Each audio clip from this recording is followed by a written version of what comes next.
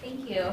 Hi, my name is Azka, and today I'll be talking about what he mentioned was the co-infection prevalence of Anaplasma and Borrelia in Ixodes scapularis ticks in Erie, Pennsylvania. Okay. So what are the two similarities between this picture taken at Presque and this poppy seed muffin? Well, since you asked, there's something found in both that we wouldn't expect. So you can see how tiny ticks are, and these ticks are all over in sidewalk trails, especially in Erie County. And so you can see, so what are ticks? Ticks are aquatic vectors to and obtain pathogens, and commonly in Erie County, especially around Presque, we collected black-legged ticks, which are Ixodes scapularis ticks. And so how they usually do it is that they kind of perch onto like a grass blade, and it's called questing behavior. They just wait. Their whole life is just waiting to attach to a host, and they have the ability to attach and drop from multiple hosts. And so what type of pathogens are they able to carry? So Ixodes scapularis ticks, or black-legged ticks, have the ability to obtain bacterial, viral, and parasitic pathogens. And so some of the bacterial are Borrelia burgdorferi, Anaplasma Phagocytophilum, Powassan virus, and Babesia microti. And so they can bite on a host and they can obtain those pathogens, so they can carry multiple pathogens. This is key because they can, once they bite a human, they can infect the human with multiple pathogens, causing co-infection. So one of the main pathogens we were focused on was Anaplasma Phagocytophilum. It's definitely a mouthful to say, but the thing about Anaplasma Phagocytophilum is that it's been found in Erie County, especially at Presque in 2003. And so we were seeing if we could find it again. So what is Anaplasma? Anaplasma is an intracellular gram-negative bacteria that has the ability to cause human granulocytic anaplasmosis. So the tick obtains this pathogen from its host, like a deer or like a mouse that are common at Presque, and they have the ability to bite and transmit. And so once the bacteria is in the body, it can cause human granulocytic anaplasmosis.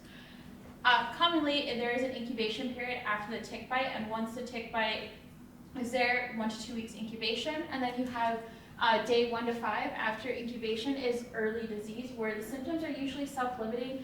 It's flu-like symptoms. You're kind of tired, you're achy, you have a fever, but there's no rash. So the key thing is that it either is self-limiting, where it'll go away on its own, or it can progress into severe human granulocytic anaplasmosis, where people can become hospitalized and there is a fatality associated with it. Another bacteria we were interested in, and we all know once we moved to Pennsylvania, is Borrelia burgdorferi. It is a spirochete. It is weakly gram-negative, and it has the ability to cause Lyme disease. One of the main words that we all know of living here. And so what is Lyme disease? Lyme disease is associated with ticks, commonly black-legged ticks, and it has the ability to, so basically what happens after a tick has the Borrelia burgdorferi, it bites a human, there's an incubation period as well, like Anaplasma. The thing is that the symptoms of onset, similar to Anaplasma, is that Lyme disease and Anaplasma both have flu-like achy symptoms, but the key differential is that you have that bullseye rash that we all know of.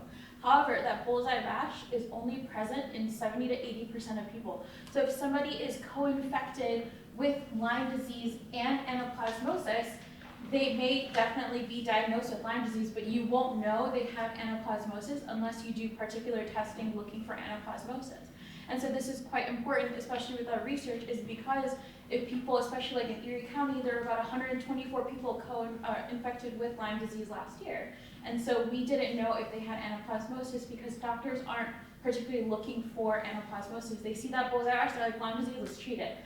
Luckily, the antibiotic of choice can address both co-infections. However, not all antibiotics can treat all tick-based diseases. And so that's something we were looking at is, can we find Anaplasma, can we find Borrelia, and what does it mean, especially with our carriage rates? And so in the beginning, what we wanted to do was collect our ticks. So this is a map of Presque. For the last 14 years, our lab has been looking at the prevalence of different pathogens based on the number of ticks that we've collected at Presque. So I personally flagged Sidewalk Trail, Dead Pond Trail, and Pine Tree Trail. And so what we did was that we used the flagging method, where we'll take like a wand, like a big stick with a flag on it, and we'll drag it through the foliage to the trails. And if the trail was flaggable, we would flag it. And so you can see here that there is a lot of ponds present, and so some trails would be flooded and we wouldn't be able to flag all the trails. However, as you can see, we have a lot of ticks collected. So this is just a snapshot of the ticks that we processed, but if you can see under fall 2018, these are the ticks that I collected. So in fall, I collected 234 ticks. And so you can tell there's a lot of ticks present at Presque that we all may know of. And so what we did was, once we collected all the ticks, we would crush them and try to isolate the DNA. And we would crush each tick painstakingly, that we would get calluses on our thumbs. It's a pretty painstaking process. And so once we crushed the tick, we would try to isolate DNA from it using a phenol chloroform method. And then we would run a PCR, like a polymerase chain reaction, to see if we can amplify the DNA of interest. And so the first thing that we would do is run a Ixodes scapularis tick PCR. We wanted to make sure there was tick DNA. Did we extract tick DNA properly? And so we would run a 326 base pair PCR, and then we would use a gel electrophoresis to run to show our analysis. And so you can see here, this is our ladder, and then each well contains one sample, like one tick, one crushed tick. And so this is just a snapshot of 19 samples. We have a negative control to make sure we don't have contamination. This just has water, and then our positive control is just other tick DNA to make sure our reaction was truly positive. And so each band at 326 indicates that yes, tick DNA was there, tick DNA was amplified. And we did this for all of our samples. So my sample size was 330 ticks total. And so all 330 ticks, so 100% of my ticks had tick DNA. So after we confirmed that all ticks had tick DNA, we ran something called the Anaplasma Phagocytophilum PCR. So we obtained this PCR from literature. It was a 546 base pair target, and it was a nesting PCR. So Anaplasma is usually in low concentrations in the DNA samples, and so we use a nested PCR, which is like a PCR within a PCR. So we would run one PCR, and then we would use that to run another PCR to amplify our DNA. And so here you can see this is just showing the results on a gel electrophoresis. Again, you have a ladder, you have samples, and then you have your negative and your positive. And if there was a band at 546, we would consider that positive for Anaplasma Phagocytophilum, that yes, this tick had Anaplasma.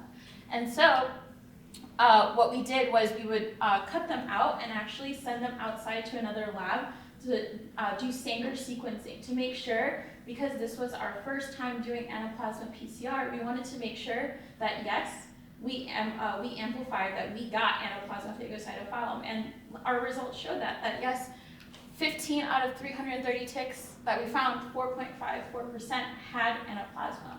And all 15 samples were confirmed to be Anaplasma Phagocytophilum. And so once we got the sequence, we would use the NCBI BLAST tool, which would align the strands for us, and we would make sure there was 100% alignment that yes, this is Anaplasma. So we did find it. We wanted to compare this data to what they found in 2003. So in 2003, Josh Courtney flagged the same trails, and he tried to find Anaplasma. And so we wanted to compare the carriage rates. So the carriage rate is basically how many ticks that we found are carrying this pathogen. And so we did a chi-squared analysis, and we found that with our data, there was no significant difference with his data in 2003. So we are the red bar, he is the blue bar. And so there wasn't a significant difference, which is typical because last year there was only 2 cases of anaplasmosis. So it usually has a low prevalence, and that's what we confirmed, that anaplasma on its own isn't that common. But we wanted to see if we could find Borrelia as well. And so on all the ticks that we used, we ran a Borrelia PCR targeting the 293 base pair fragment. And again, we visualized it with a gel electrophoresis. And so you can see here, this is my ladder, and these are the samples in each well, so 1 tick per well. And so if there's a positive, it would indicate that that tick had Borrelia burgdorferi. And right here in this sample alone, there are 12 out of the 19 wells had Borrelia. So out of all my sample sizes, right here, using the presence of a 293 base pair band, we found that 204 out of 330 ticks, so 61.8% had Borrelia, which seems really, really high compared to our previous findings. Last year, Bob, she found 34%. So it definitely increased, but the thing is, it's been pretty variable for our lab. In 2006, they had a 55% carriage rate, i.e. like how many ticks had Borrelia. So for all of ours, it was 61.8%, which is pretty high considering there's so many cases of Lyme disease prevalent. But what does that tell us? It tells us that our ticks had Borrelia and Anaplasma. So the next step was to see how many had both Anaplasma and Borrelia. And so we compared the co-infection carriage rates. So all the ticks that had Anaplasma, we took those 15 ticks and then we ran the Borrelia PCR. All 15 out of 15 had Borrelia as well. So that's why our red bar here, compared to Josh Courtney's 2003, 100% of ours had Anaplasma and Borrelia. So they were co-infected, meaning they carried both Anaplasma and Borrelia.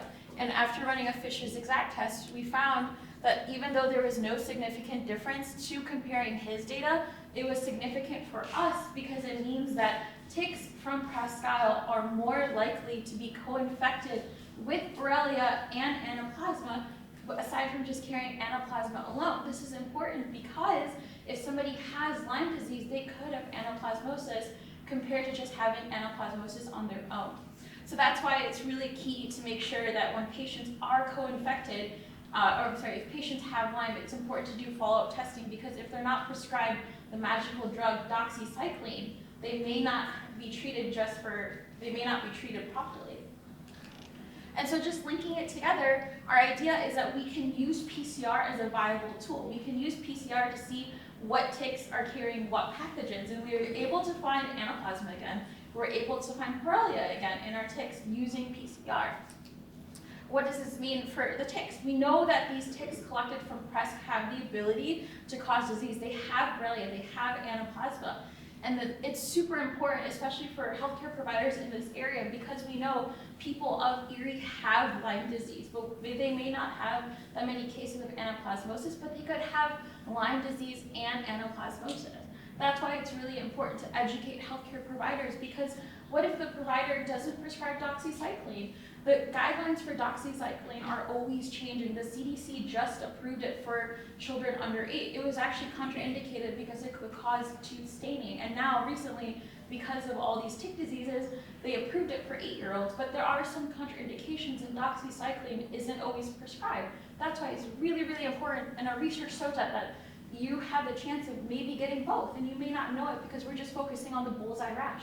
Anaplasmosis doesn't have a bullseye rash. And that's why our data is really, really important in showing the significance that, yes, you have a chance of getting a co-infection. And so the key thing is that you want to prevent yourself from getting a tick bite. And that's why you want to know where to expect ticks. Ticks are in dense foliage, like even leaf litter. It's really cold outside, but if you go on the trails, you could still find a tick. So avoid areas of high exposure, like woody trails. We flag sidewalk trail, dead pond trail, and it's really important. When I was flagging, there was people walking around in shorts. I was scared. I was wearing boots to my knees. I was like, I don't want to get a tick on me. But these people are casually walking. It's so important to have that awareness that you can still, even if it's cold outside, even if it's raining, you still have a chance. It's important to wear proper clothing and gear. You can use permethrin to treat yourself and treat your clothing, especially it prevents the tick bites. And then essential oils are being considered, like the oil of lemon eucalyptus. Some people don't want to use chemicals, and that's something that people have used that could prevent ticks. And then it's important to check yourself and pets, especially living in Pennsylvania, especially in Erie. It's so, so important to just check yourself. My advisor, Dr. Keller, he was just standing around in his backyard and he had a tick crawl up him and he didn't realize it. And it's everywhere, we don't know. And that's why it's so important to check yourself and your pets. I just want to take a moment and acknowledge Robert Waters, Dr. Carty, Dr. Keller, and the Lake Erie College of Osteopathic Medicine for all of our funding and everything. And I appreciate the Tom Ridge Environmental Center for hosting me and letting me present today. Thank you so much. And at this moment, I can take some questions.